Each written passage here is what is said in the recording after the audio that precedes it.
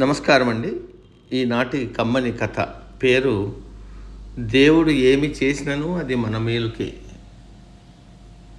వినిపిస్తున్నది మీ విజయభాస్కర్. ఒక దేశమును ఒక రాజు పాలిస్తూ ఉన్నాడు. అతని వద్ద సుబుద్ధి అను మంత్రి గలడు.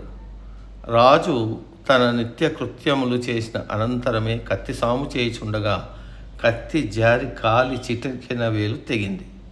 ఆ విషయం గమనించిన మంత్రి ఇట్లన్నాడు, దేవుడు ఏం చేసినా అంతా మన మంచికే అన్నాడు. రాజు అది విని చాలా కోపం తెచ్చుకొని, నిన్ను కారాగారమందు ఉంచుట నీకు మేలు అని సుబుద్ధిని కారాగారం నందు వేసినాడు. మంత్రి నిర్విచారంగా కారాగారం నందు ఉన్నాడు.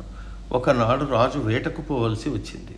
ఎండ సమయమున రాజు అలసట చెంది గుర్రమును చెట్టు నీడన కట్టి తాను కూడా ఆ చెట్టు నీడన నిద్రిస్తున్నాడు. దొంగలు అడవి ప్రాంతం తిరుగుచురు నిద్రించుచున్న రాజును కట్టి దేవి ఆలయమునకు తీసుకొని పోయి బలి చేయ ప్రయత్నించగా అందు ఒక దొంగ, వీడు అంగవైకల్యం కలవాడు, వీడి బలికి పనికిరాడు అనగా ఆ దొంగలు రాజును తన్ని విడిచిపెట్టినారు. దేవుడు ఏమి చేసినను మన మేలు కొరకని సుబుద్ధి అన్న మాటలు జ్ఞప్తికొచ్చి చెరసాల యందుగల సుబుద్ధితో తన ప్రాణాలు నిలిచిన విషయాన్ని చెప్పి క్షమాపణ వేడుకున్నాడు.